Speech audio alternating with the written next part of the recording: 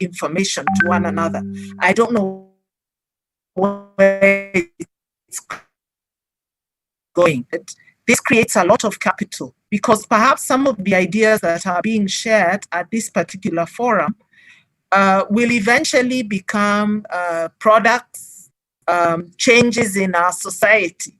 And the only reason why it was possible for such a diverse group to meet at short notice from across the world in a cost-effective way was through technology. So there's a huge capital there in bringing people together and enabling them to create new things and to solve problems in a cost-effective way. And I think especially those of us from developing countries where resources are a bit scarce, we must exploit this opportunity to ensure that we're building the knowledge to build our societies. I'll move on to my third thing, work. Now, when COVID started, in my old age, I had decided to start learning the piano. And when it came, I was wondering what I'd do because I used to travel to the music school every week and meet with my teacher. Fast forward, we've moved to Zoom. We're now composing music and doing things that we would never have thought of doing. One, because we've saved the time that we normally used to use traveling back and forth. And two, we have a richer space of engagement where we can do very creative things. And I'm actually making much faster progress than I was when it was face-to-face. So there's power in face-to-face work, but there's also power in the new digital realm if we exploit it. So work is likely to change. It's likely to be more varied. I could be a piano player for 2 hours, and then I'm a computer scientist for 3 hours, and then I'm a teacher for 4 hours. I can choose to be so many different people and things, and yet the time that I used to use in this straitjacket of the physical world is saved. Of course, I love meeting people, and I hope I'll meet all of you one day. But I believe that until that happens, we have a lot of opportunity to create new power in work and new types of work, which have much more variety and which are able to use us as whole people with our variety of talents.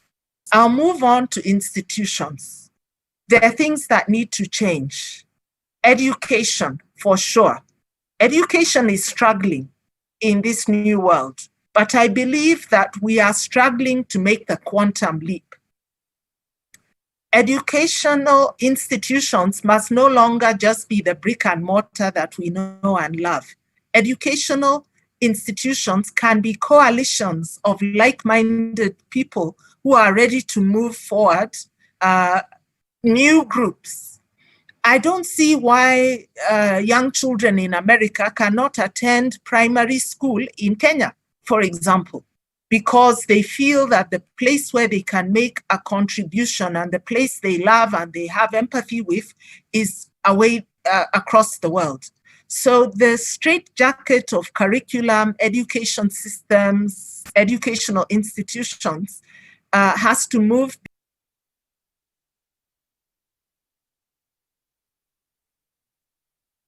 start manufacturing. I hope we're going to use this new digital capital to break out of that straitjacket and through our rich ideas become the new manufacturers of the world. And lastly, people. And we talk a lot about digital skills, but what about digital knowledge, my talent into the digital realm? I could be a writer, I could be having the knowledge realm to accommodate my future.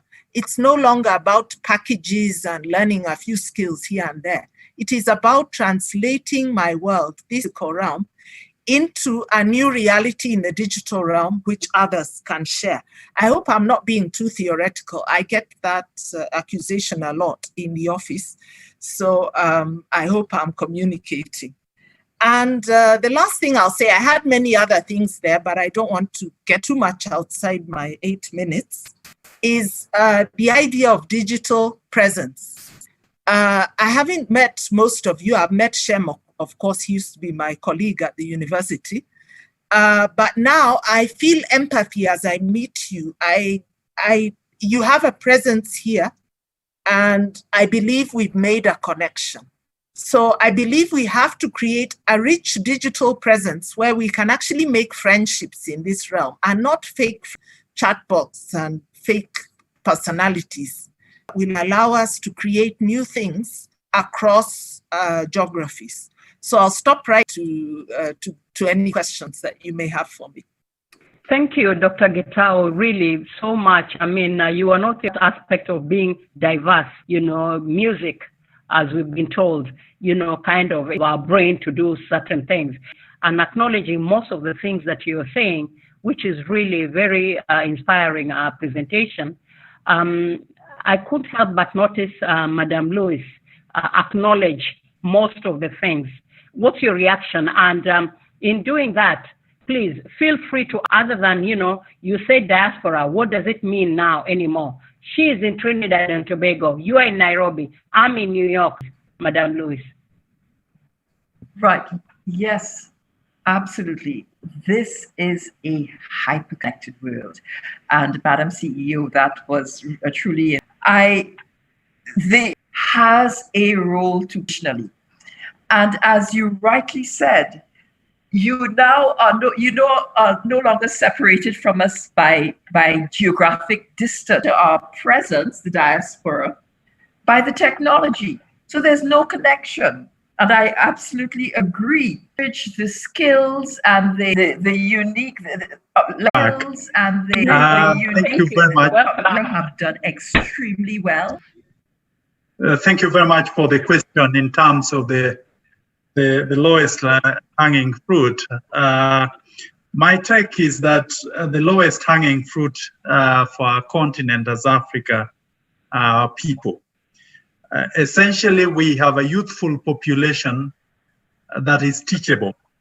We have a youthful population that is agile. We have a youthful population that is still questioning.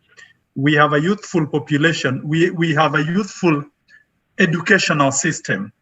And we not have, we have a youthful legacies of old time, educational systems. We have a youthful brick and mortar institutions. We have a standing and glaring educational system. And so the ability to have people gain expertise online, people who are still young gain expertise online for purposes of propelling our developmental needs is the biggest opportunity that we must seize.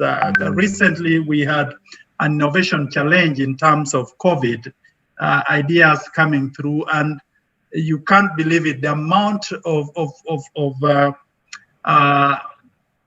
interest that has generated in terms of entries across Africa is huge, and it just gives us an indication that our people are yearning to achieve. They are yearning. They are inquiring. They are moves in terms of getting to terms with their environment. And so, I think the greatest lying fruit is the young population, the young teachable population in Africa, whose potential we must harness. Thank you very much. Yes, and back to you, Bwana Omo. One of the questions that came was, what's the government's position as far as AI is concerned? And if it's not there, what steps are being taken to introduce it in the country? If you're aware, I know you're with the regional organization, given the environmental dynamism. This is from Isaac Mongela. He's listening in or tuning in from India, Mumbai. And the second question to you, also, while you were away, was from Murioki Murevi, who talked of, congratulated you on a great presentation. And he says that African Development Bank published a report on the 4 IRs in Africa last November 2019 and had specific recommendations for implementation. are you looking at leveraging and working together on that? Over to you. Madam Chair, with permission. Go ahead. Yeah, we have Honorable Jean Philbert back. He's moved out of a board meeting just for 5 minutes. Maybe if Honorable Secretary General permits, can give him a 3-minute go, if you allow, before he leaves again. Certainly. Thank you. Jean Philbert, welcome back. Former Minister of ICT, Rwanda, but doing some work with World Economic Forum. If you can unmute, Honorable Jean Philbert. Thank you so much. Thank you so much, Dr. Shem, and good afternoon, everybody. I had to disconnect, unfortunately, to attend the meeting, but I'm so honored to be invited to join this conversation. And I greet my friends, John Omo. I followed your intervention before I left, and I'm really happy to see my professor, CEO of ICTA, Kenya ICT Authority, Professor Gitao. It's really a pleasure. And also my friend, Ambassador Dennis. It's a pleasure to be back in contact. And I can see some of my friends in the audience, Noriyuki Mureti. This is a very, very timely topic. And I followed the interventions.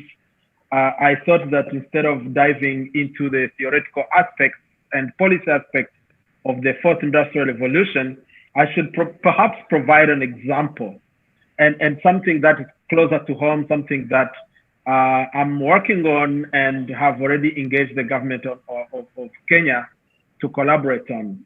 One of the characteristics of the fourth industrial revolution is the convergence between the digital and the biological domain. And in this time, one of the biggest impacts of COVID has been the stopping of international travel, which has affected more than 10% of all jobs, has killed or has, the aviation industry, the tourism industry, and so on. So at the Common Foundation, we came up with this innovation called the Common Path. So the Common Path is a framework that allows countries to basically safely reopen borders to the extent of being sort of a digital yellow card. I wouldn't say it would be a new idea. In fact, John Omo, you can attest to that. I'm sure many of the submissions you would have received could be in that domain. How do people prove that they have taken a negative PCR test or any other type of test, and then, or a vaccine in the near future to be able to cross borders safely and not propagate the disease? And use a digital wallet to do that, and do that in ways that protect their privacy, and do that in ways that respect the data governance legal frameworks in the different countries globally. So I have seen many attempts by many parties in Asia, in America, in Africa, but everything that I have seen so far has not been able to build a global consensus. And this is what we are bringing with the World Economic Forum and in partnership with the different governments to sort of come together and forge consensus on what is that framework that allows us to build a global network of trust. And we've reached out to the government of Kenya through the ICT Advisory Committee on COVID-19. We've made our pitch, we've made presentations, we've had several meetings, and we've been advised that the proposal has been submitted to the government for consideration. So we eagerly await an official invitation from the government of Kenya for us to engage and actually co-create the solution. We are lighting hubs, we are connecting hubs. We have connected New York, Heathrow, Kigali. We are working with Dubai, Amsterdam, Hong Kong, Tokyo, and many other hubs. Would really like to see Nairobi coming on that map. And this is still pretty much the pilot phase. We are learning as we go. We want to make sure that the solution we bring on board is responsive to the needs of the Kenyan people, of the government of Kenya, respects the law of the land, and helps the government and the people of Kenya solve a critical problem of the moment. So this is what I wanted to go through quickly. I have a presentation. I don't think I have the time to share it. I can share it offline and distribute to the participants if there is any interest. But I really thank you so much, Brother Shem, for leading the charge, bringing the diaspora to contribute to the development of Kenya and the development of Africa. And I really look forward to continue being part of this platform.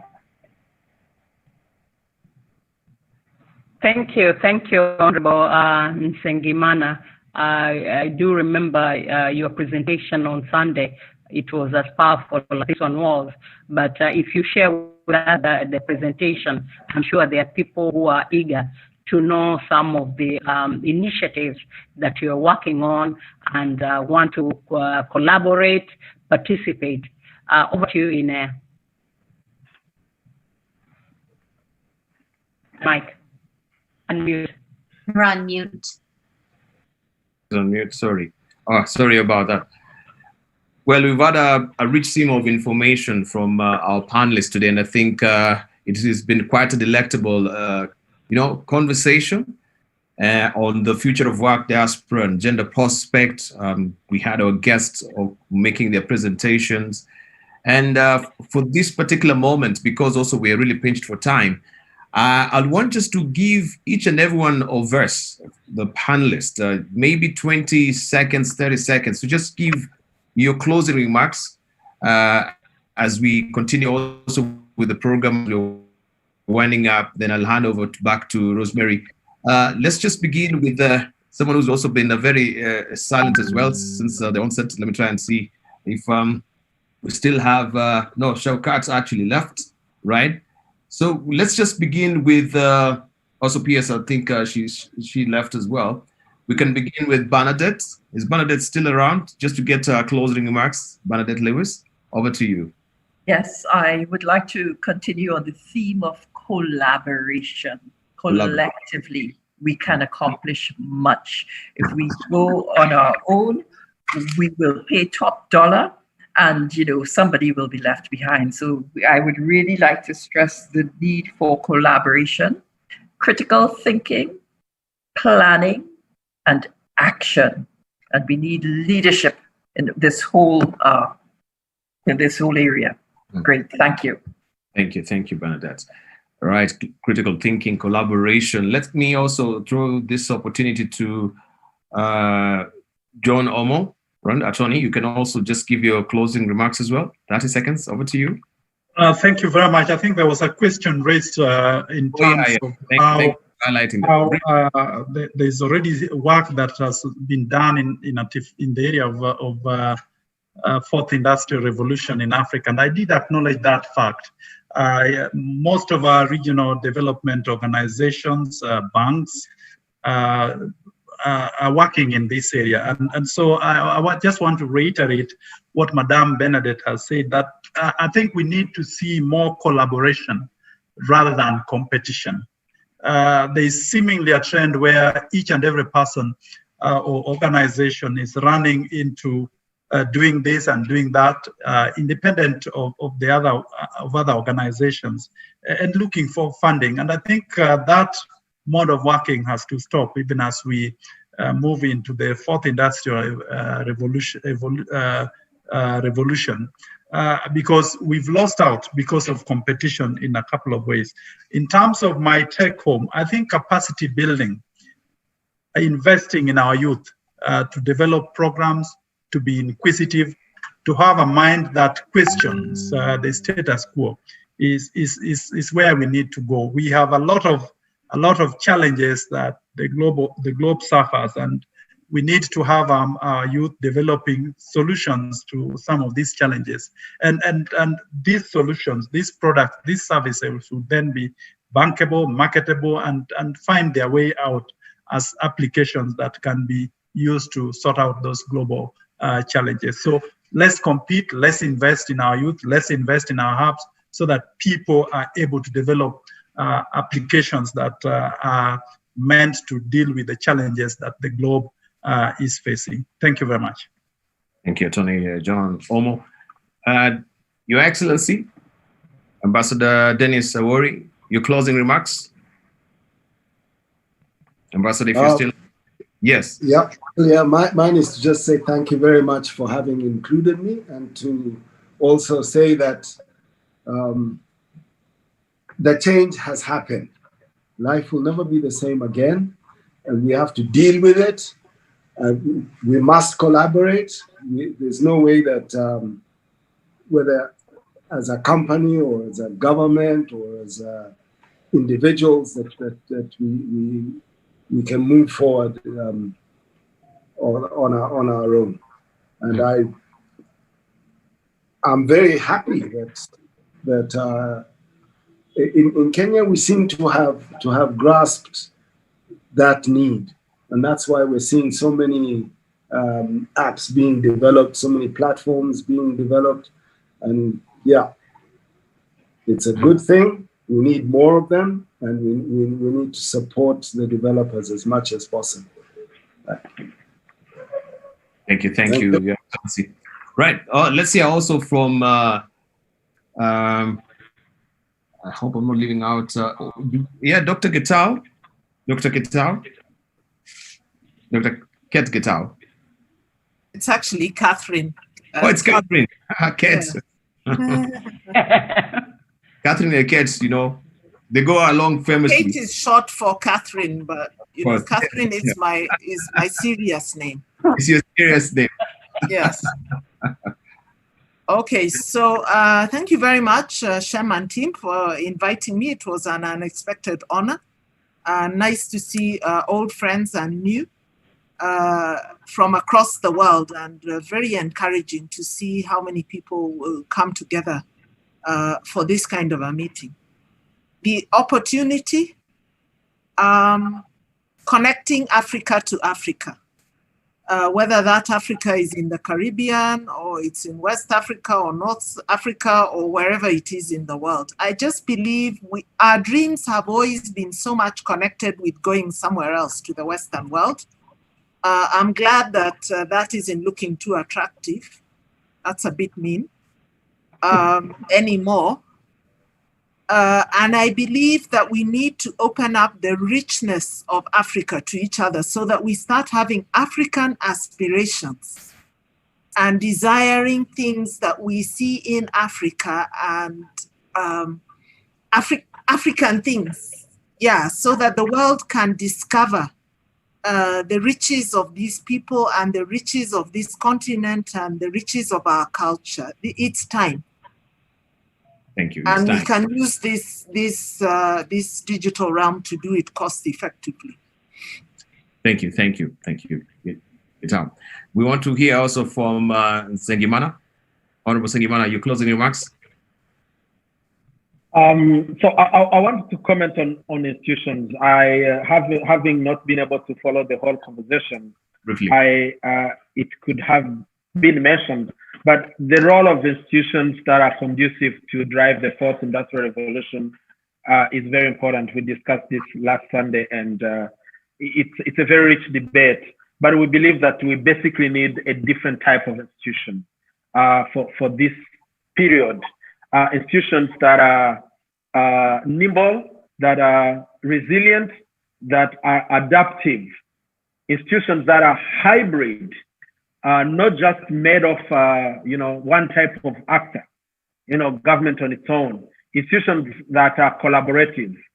And it's a new type of institution. Nobody knows how to do it, but basically we thought that by bringing together 5 types of players to build a new type of institution, government, corporates, startups, academia, and the investors sitting around one table in an institutionalized manner, not just as we meet in events, but in ways that are permanent, that are able to set goals and check on themselves and be assigned performance contracts like I've heard from the Minister of Public Service.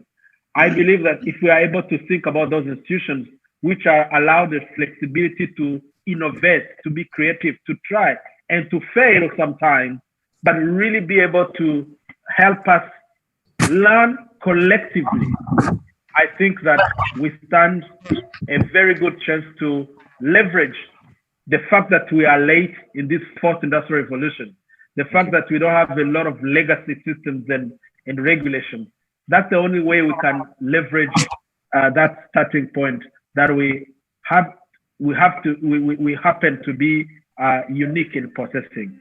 Thank you so much, and I guess this is to be continued. Yes, indeed, it has to be a continuation. That yes, the conversation does not stop here. Thank you so much.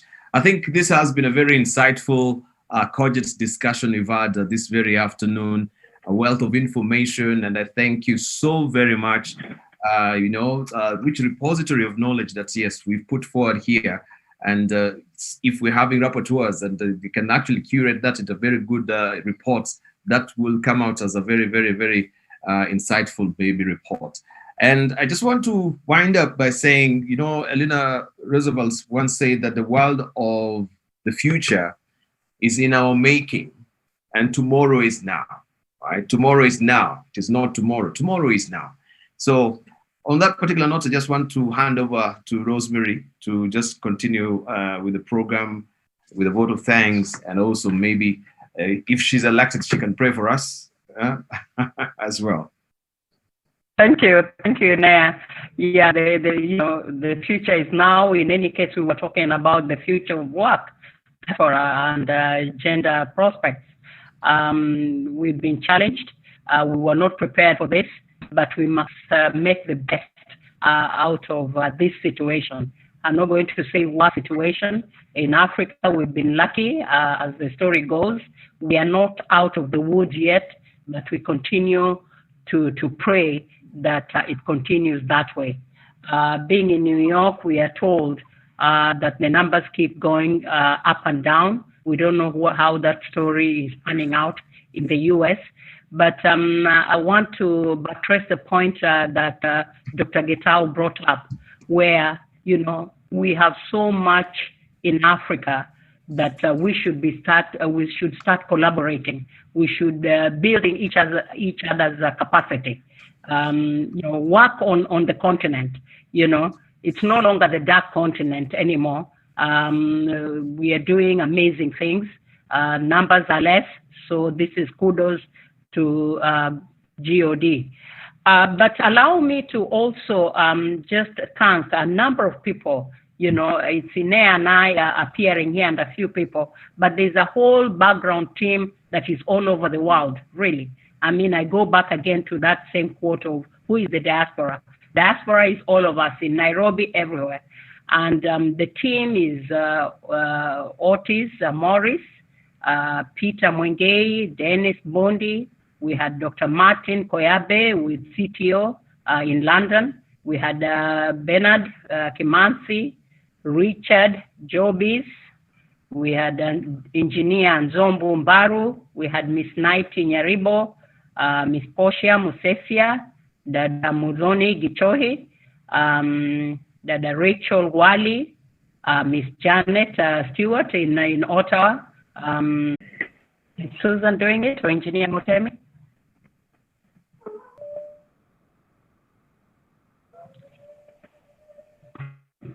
Susan, are you? If not, pray. Go ahead.